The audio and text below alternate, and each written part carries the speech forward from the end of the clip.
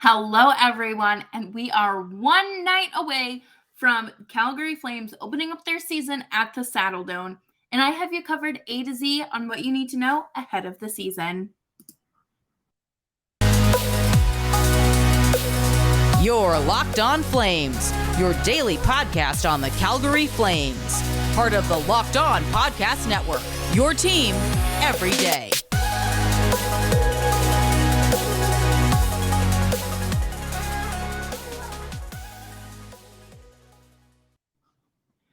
Hello, everyone, and welcome back to Locked On Flames. I'm your host, Jess Belmosto, and thank you so much for joining me for another episode of Locked On Flames. If you're new here, hi, hello, welcome to the Sea of Red, and I am your only daily Calgary Flames podcast. And make sure that you are subscribed to Locked On Flames wherever you get your podcasts, and we are available on YouTube as well. If it's free, it's for me, so enjoy. Today I figured we could talk about, run down some practice notes and what the lines may look like for the season opener ahead of the game against Colorado, and of course, talk about my predictions for that game. So let's jump right into it. As you have probably heard by now, Jacob Markstrom did miss practice today due to an illness. It wasn't specified. There was no illness elaboration, if you will. No one said, oh, it's COVID related, it's non-COVID related, as far as I saw. So I could be wrong there, but Sutter did say he doesn't know if Markstrom will be available tomorrow because he said, I don't even have 1 year of medical school. So that is fair, and I think that's how we should assess things from here on out. I like that, but I don't think we need to worry too much about it. I think that, it's just the change of season. He's getting back into his routine. It's like when you're sick as a kid, when you go back to school and you come home with like the plague and you're like, ugh, you just need a day or two to recover. So if you need a silver lining, this adds to Markstrom's rest and takes away from his workload. We have to find some sort of silver lining here, and that's what we're going to pin it as. But in all seriousness, I am wishing Markstrom the best because, it is unfortunate to have to miss work or, especially your home opener because you're sick. And I think that I would much rather have Jacob Markstrom in net tomorrow night against the Colorado Avalanche rather than Dan Vladar, but that is just me. But let's take a look at the lines from practice. I would assume this is what they're going to be rolling out tomorrow night, all things considered. So they have Huberdeau, Lindholm, and Toffoli on their top line, which we knew was going to be a thing. And then we have Dubé, Kadri, and Mangiapane, Coleman, Backlund, and Lewis, Lucic, Rooney, and Ritchie, with Ruzicka being the odd man out for the forward group. And then we have Noah Hanifin with Rasmus Andersson, Mackenzie Weegar, and Chris Tanev, Nikita Zadorov paired with Michael Stone, and Connor Mackey being the odd man out in the pairings. One thing that I want to talk about is Trevor Lewis being a bottom six, or I guess a middle six player. What are we doing here? I get it. It's still early in the season. You don't want to put too much pressure on your forwards, or your prospects rather. But I feel like there are much better solutions there than Trevor Lewis. And to be quite honest, I don't know what he has against what kind of blackmail he has against Daryl Sutter, but I think it is time for us to move on from Trevor Lewis. I don't think I will remember his tenure as a Flame fondly, but in all seriousness, I do really like the center depth. I do think that having Lindholm and Kadri as your 1-2 punch is very attractive. It is very strong. You want your best players out there in those high pressure moments. And I think that that those two lines will give that to you. Would I swap Coleman and Dubé? Yes. But again, these are practice lines, and we could see something entirely different, but we will more than likely see this being rolled out.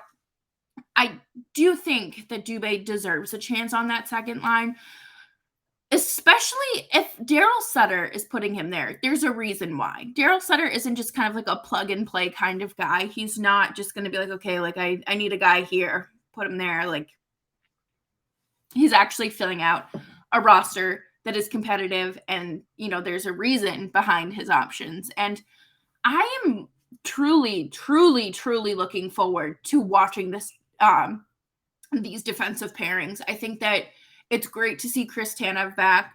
It is great to see Michael Stone playing. I absolutely love Noah Hannafin and Rasmus Anderson together. I think that this is going to be a great pairing. I'm interested to see when Oliver Shillington comes back, where they put him, because I don't think that it makes sense to move Hannafin to the third pairing or Weegar to the third pairing. I think like you have to get creative, and I would probably put Zadorov and Shillington on the same pair, but again, that is a problem for another day. And it looks like this is what we're going to have going forward for the time being. But something else to note, the Flames have lost 12 straight home openers, or season openers rather. So, the odds are against their favors tomorrow night in terms of winning, but who cares? Again, it's not the playoffs. One loss isn't going to deter you from, eliminate you already. 2 points. Yes, every point matters, but I think we'll be okay. But coming up next, I'm going to talk about an article, New Season, New Team, posted by the Calgary Flames, Ryan Dittrich, and we're going to talk about that, and we're going to go over that. But first, I want to talk to you about SimpliSafe. The numbers don't lie. In the last decade, over 4 million people have chosen SimpliSafe home security to protect their home. You don't earn the trust of that many people without doing something right. At SimpliSafe, your safety is the only thing that matters. They protect you with cutting-edge security technology powered by 24/7 professional monitoring agents who always have your back. With 24/7 professional monitoring, SimpliSafe agents call you the moment a threat is detected and dispatch the police or first responders in an emergency, even if you're not home or can't be reached. Customize the perfect system today in just a few minutes at simplisafe.com/LockedOnNHL. Save 20% on your SimpliSafe security system when you sign up for an interactive monitoring plan and get your first month free. Visit simplisafe.com/LockedOnNHL to learn more. There's no place like SimpliSafe. Thank you all for tuning into Locked On Flames. This is my 4th season with y'all, and I'm so excited and I'm so happy to be here. Make sure that you're subscribed and following Locked On Flames wherever you get your podcasts. And this is going to be a great season, I can tell. And I chose this article to go over because I do think it's important to, get some quotes from players and the team, the coaches, and hear their perspective. So let's jump into it. It's easy to look too far ahead, to ponder your spot in the playoffs and then imagine the pain, the toll, the triumph of climbing the mountain all over again. As the old saying goes, one day starts with day one, and there's no better test than a battle of wills against the defending Cup champs to kick off the journey on Thursday. What gets overlooked always is how hard it is to make the playoffs, said head coach Daryl Sutter. The league's changed a lot. It's changed a lot because there's not a separation. It's a fine line. That is so true, Daryl. I think back to the shortened season about how it was like the Flames and Montreal just kind of going back and forth about who wasn't going to make the playoffs. It was like the Flames were just giving it to Montreal, saying, please, I don't want to I don't want to make the playoffs. And then the Canadians would give it back and say, no, I insist. And that's a fine line we're walking here. And you see that even in the regular seasons now too, like the 82 game seasons. If you're looking ahead at being a playoff team, you're not going to make the playoffs. Very clearly, you have to set yourself up to make the playoffs. You break your schedule out and stay in it. That's fair. I think you really do have to truly take it one day at a time, one game at a time, one road trip at a time, and just live in the moment. That was the process that helped the Flames to their second best season in franchise history last year. 50 wins, 111 points, their second division crown in the past 4 years. All of it impressive. But Sutter is bang on. There's no time to ease up and rest on your laurels. The margin between the haves and have-nots last year was razor thin, with the Vegas Golden Knights in their 43 wins missing out on the dance altogether. 8 others in the West, Calgary included, did better. 1 week in either direction, good or bad, can make all of the difference in the course of 82 games. Hence, the goal remains unchanged. As good a season as the Flames had last year, there's no guarantees in this league. You're right. They have to earn their spot, just like everyone else, even the champs. The Avalanche opened their season on Wednesday at home to the Chicago Blackhawks, when they will raise their championship banner to the rafters at Ball Arena. With Nathan MacKinnon, Cale Makar, and co. leading the charge, the Avs are the odds-on favorite to win the Central Division and should prove to be another tough out when the playoffs get going later in the spring. All right, and then I'm going to skip the next paragraph because it doesn't really matter. It's important to not get too far ahead of ourselves, said Jacob Markstrom, whose .922 save percentage and 2.22 goals against average made him a Vezina Trophy finalist last year. It's easier said than done because, like you said, when the season starts, because you want the season to start. We've been waiting a long time, pretty much since the day after it ended last year. You want to get back. You want to get back it, and you want to get back at it, and you feel like you've got more to give. Okay, sorry, there was a typo there. It's a long summer and a long process to get the body where it should be for the first start of the season.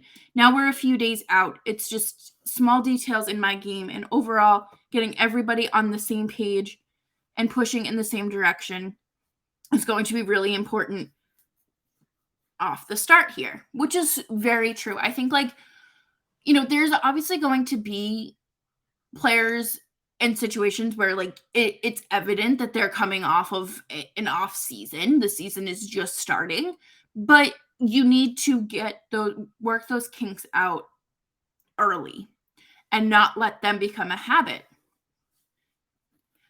The Flames had a very busy week at practice, using the first 2 days to focus predominantly on special teams.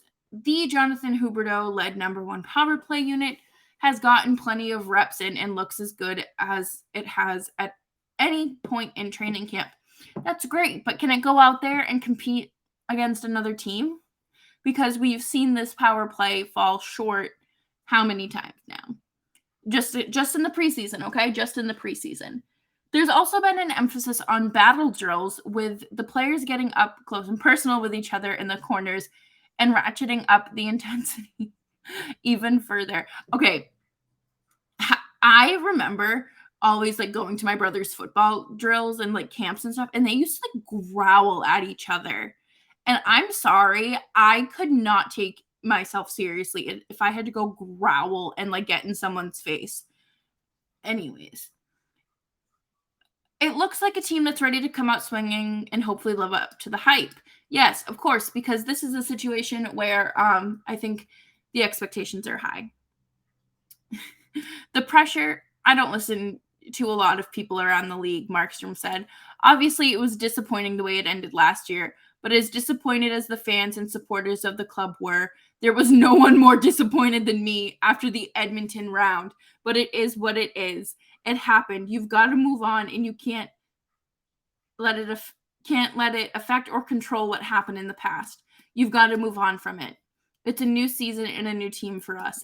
I want to fall out of my chair because this is the second year in a row where Jacob Markstrom has had some sort of comment like this about, like if you're not mad about, like, he basically said, rip about missing the playoffs and like you're not on the right team. And then this quote right here with him saying there was no one more disappointed than me. I think that shows you to the level that he holds himself to. And I like that. I like a leader like that. And yes, I know goalies aren't named captain because they don't communicate with the team throughout the whole game. I would name Jacob Markstrom a captain in 3 seconds flat if I were running this team. But again, that's just me. I think it is a very good thing to remember that it is a new team. It is a new year. We got Blasty back. Michael Stone's back. Jonathan Huberdeau and Mackenzie Weegar and Nazem Kadri are here for like the next decade, like combined basically. It's going to be a good season. And just because you don't start off, hot and like ready to go, that doesn't mean anything. One day at a time, you want to win them all, but you can't. That's not how this works. But it's good to get the ugliness out of the way early and a great way to just shake off the dust. And it's great that they're not doing this against division rivals. Love to see it. Coming up next, I'm going to break down some predictions for the game. I would love to chat more with you, so make sure you stick around for that. Hello, and thank you again for tuning in to Locked On Flames. You can follow me on Twitter at JustBelmosto. Of course, I would love to see the Flames come out with a win. I think that is very obvious here. And I absolutely hate losing. I think that, that is something that is unfortunate that does happen in this game, in this, in sports. But again, it is only the first game of the regular season. And I'm scrolling right now to find the opening day roster here because we deserve that. And Gabe Landeskog is out right now because I believe he had surgery. So, it's something to note that this team did see a lot of changes this offseason. And it is absolutely something that you're going to see how this team went from a very deep roster to, this is what they're rolling out with. So Lehkonen, McKinnon, and Rantanen are your top line. And then you have Niskanen, Newhook, and Evan Rodriguez as your second line. Cogliano, Comfort, and O'Connor as your third line. Anton Bleed, Sedlak, and Myers as your fourth. That doesn't seem that deep of a team anymore, especially with McKinnon out.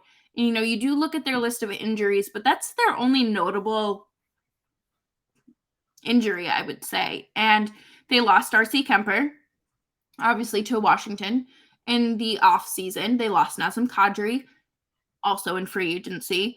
And no disrespect to Alex Newhook, but you are not replacing Nazem Kadri with Alex Newhook.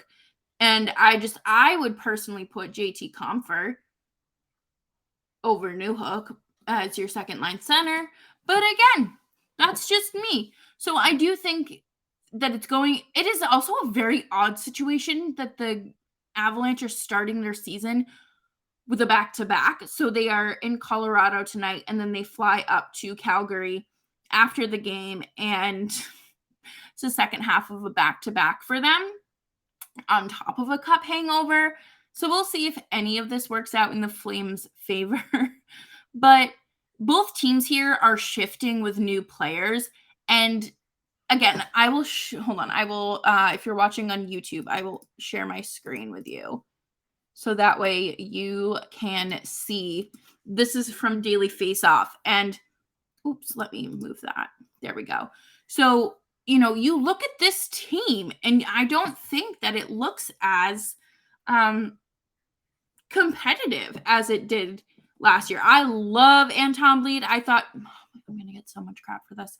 I thought he was great in Boston. I was disappointed to see him go in free agency to Colorado, but I think that he is going to be a great addition to this team and a great depth player. Andrew Cogliano had a good playoff run last year. I think that'll be good for him. Evan Rodriguez, I think, is going to be a good fit here, but I don't like this second line because I don't think it's a true second line. And I'm sorry, Alex Newhook. Again, this is nothing personal. It's just me talking here. I think that the Flames have a better and deeper team. And that is something that I actually talked about with Brett today on Locked On NHL. So if you're interested, go check that episode out. And the Flames have stronger goaltending. That's no secret. Like I said, they lost R.C. Kemper in the offseason, and they brought in Alexander Georgiev, and they have Francouz as well, who was with them on their Stanley Cup run. But you basically have two backup goaltenders, and we have seen what that does for the Calgary Flames. And I don't even want to go back down there because that was my first season covering the team, and that was not a fun time. But I do think that the Flames could win. Obviously, the odds are kind of against them based on their own track record versus being, playing the Stanley Cup champions. But it is the second half of a back-to-back for the Avs, which, again, I can't get over that that's how they're starting their season or how anyone is starting their season. Odd. But I would like to say that the Flames win 3-2. No overtime needed. It would be a great way to kick off the season, and I look forward to seeing Nazem Kadri play against his old team, and we should all be excited to watch Cale Makar. But that is all that I have for you today here at Locked On Flames. Thank you so much for tuning in. As always, I'm Jess Belmosto, and thank you so much for supporting the show, supporting the entity that is Locked On Podcast Network, and I will see you all tomorrow for some pregame talk. Bye-bye.